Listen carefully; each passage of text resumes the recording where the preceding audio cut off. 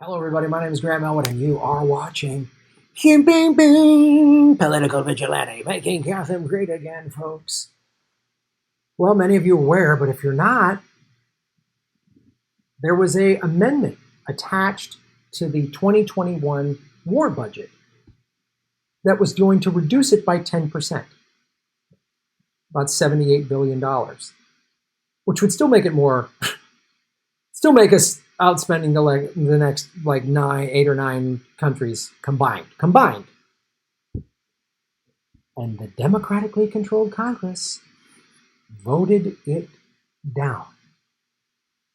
I just want everyone to understand this. Trump's awful. I don't like him. I don't like him or trust him or the Republicans. But this notion that the Democrats are going to come riding to the rescue, the Democrats that voted against this are the same Democrats like Pelosi and Joe Biden who do not want to defund the police. The reason they don't want to defund the police, they don't want to defund the military because they make money from it.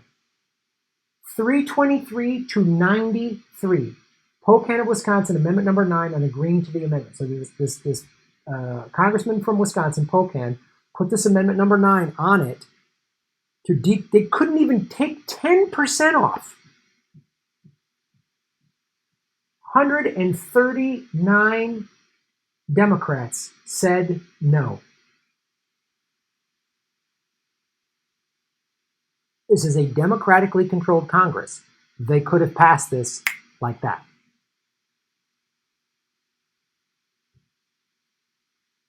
They could have passed this.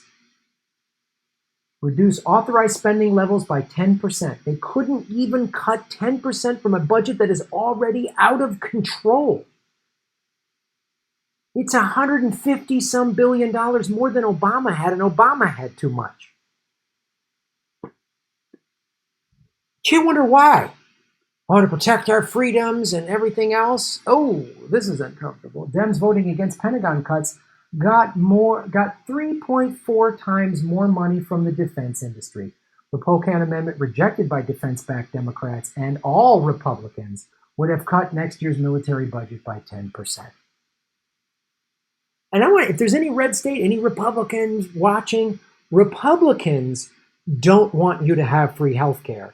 We could. Let's go back. All Republicans voted against this. Gee, I wonder if we cut the budget by just 10% and we gave that 78 to small business owners who've lost their money because of COVID.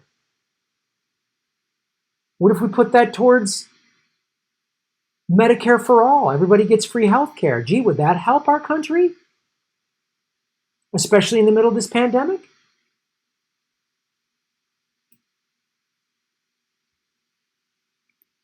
The defense industry paid for this. The defense industry, people said, the defense industry, what about their jobs? Gee, we could have more jobs with a green economy. We could build stuff in America by Americans using union labor. But instead, we got to build bombs that destroy the world and the planet and make everybody hate us. We create more terrorists than we prevent. Did you know that? In the same way, these young people that are out protesting, doing peaceful protests, the police come up and beat the crap out of them, you're radicalizing young people to become more activists. It's that times 100 when you see a family member murdered by an American drone, a rocket. They don't care if it was sent by Trump or Obama or Bush. They don't care. They're just radicalized. So this bombing of the Middle East and the 7 countries are currently bombing and the sanctioning of countries is creating more terrorists than it's stopping. If we were spending this money building schools and hospitals and stuff like that, what if we spent this money fixing our own country first? What if we put American back to work fixing our infrastructure? We shut down the entire economy. We're facing record unemployment. Each week we break a new unemployment filing record. But we got money for war. And both parties get money from the military-industrial complex. We could end homelessness. Now we need more war. We could have free college for every American child. House of Representatives rejected an amendment from Progressive Caucus co-chair Representative Mark Pocan, a Democrat from Wisconsin, to cut the Pentagon's budget by 10% in a vote of 324 to 93. Democrats who voted against the amendment have received $29,731 in contributions from the defense industry since 2019.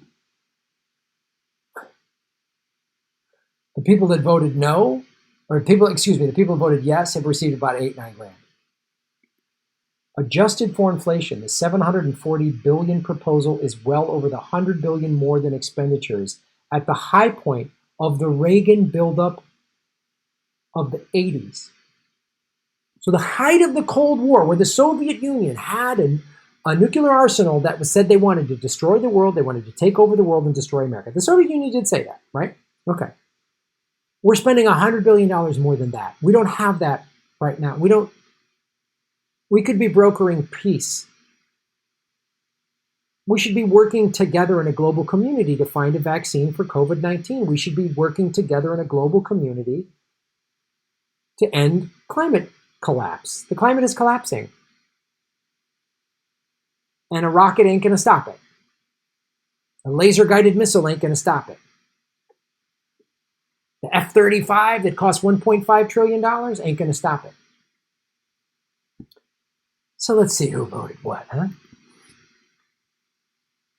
There it is, yay, nay, July 21st, Pocan, Wisconsin Amendment number 9 on the green. This is a matter of HR 6395. This is a matter of public record. Democrats 92, Independent 1, and 13 no votes. 13 Republicans didn't vote. Because they didn't agree with it, they agreed with it, but they were too much of, they were punks. They were little babies that couldn't vote yes because they're afraid they'd lose their red state, I love war, we're okay with 22 vets a day committing suicide, bumper sticker, patriotism. Let's go into the yays first, the Democratic yays. Okay. Ocasio-Cortez, all right, she voted for it. Presley, all right. Interesting. Oh. Yeah. Tlaib, okay. Ted Lieu, that's my congressman. He's Buckles. Jay Appel voted. All right, they're in favor of these are the people who voted in favor of cutting the defense budget by 10%. Gabbard right there.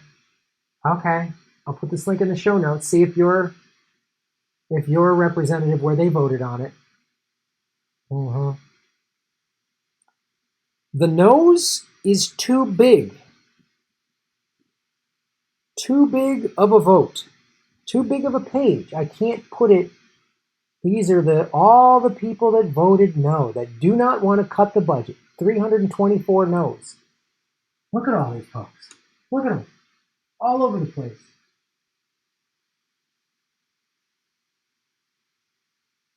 A little more Democrat than Republican. Jeez, look at that list. Just keeps going. These people love war, and they profit from war, and they're paid from the defense industry. 13 people didn't vote because they were afraid to take a stand against war. 10%. We're not even talking about cutting it in half. We're not. 10%. We couldn't get 10% off this budget. And Obama's budget was like $600 billion, and it was out of control.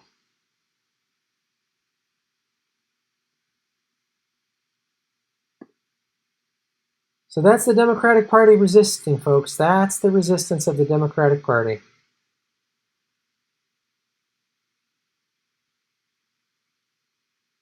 That's the Democratic Party. That's how they resist. That's what they do. That's how it works. It's insane. And we're told we need this. We're told we need this. Why can't we cut 10% out of the budget? Smedley Butler, a U.S. Marine Corps General Major who was the most decorated Marine at the time of his death, stated it well when he wrote, I spent 33 years and 4 months in active military service, and during that period, I spent most of my time as a high-class muscle man for big business, for Wall Street and the bankers. In short, I was a racketeer, a gangster for capitalism. I helped make Mexico safe for American oil interests. I helped make Haiti and Cuba a decent place for the National City Bank boys to collect revenues in. I helped in raping of half a dozen Central American republics for the benefit of Wall Street. I helped purify Nicaragua for the International Banking House of Brown Brothers. I brought light to the Dominican Republic for the American sugar interests. I helped make Honduras right for the American fruit companies. In China, I helped see to it that Standard Oil went on its way unmolested. Looking back on it, I might have given Al Capone a few hints. The best that he could do was operate his racket in 3 districts. I operated on 3 continents. War is a racket. It always has been. A few profit and the many pay. But there is a way to stop it. You can end it by disarmament conferences. It can be smashed effectively only by taking the profit out of war.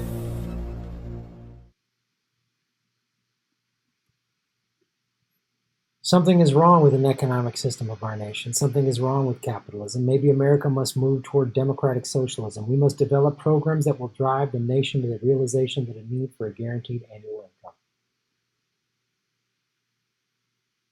Smedley Butler called this out in the 1930s, like 80, 90 years ago. And the warmongering Republicans and the fake resistance Democrats profit from war. Your small business is going under. You're going to have to file for bankruptcy. You're going to get evicted because you couldn't work the last 3-4 months, but we got more money for war. You got crushing student loan debt? Sorry, we got money for war. You can't send your kids to college, you rent it, but you just that money just got evaporated during this 4-month quarantine lockdown. We got money for war, though. We got money for war. Are the executives of Boeing and Lathrop Grumman and Raytheon and those companies, are their kids going to go fight? No. We couldn't even cut 10%. They're not talking about it the way I'm talking about it on the corporate media. That's why I need you to support my show. Go to patreon.com/Graham Elwood, rockfin.com/Graham Elwood, and support what I do. Because we got to end this war shit. It's just out of control. It's just out of control. If your representative voted against cutting the budget, let them know what you think about that. 28 million evictions are looming, but we got more money for war. Think about that. Haven't got one $1,200 check, but we got money for war. We got an SBA loan you're going to have to pay back. They're not going to forgive it, but we got money for war. People living in tent cities, but we got money for war.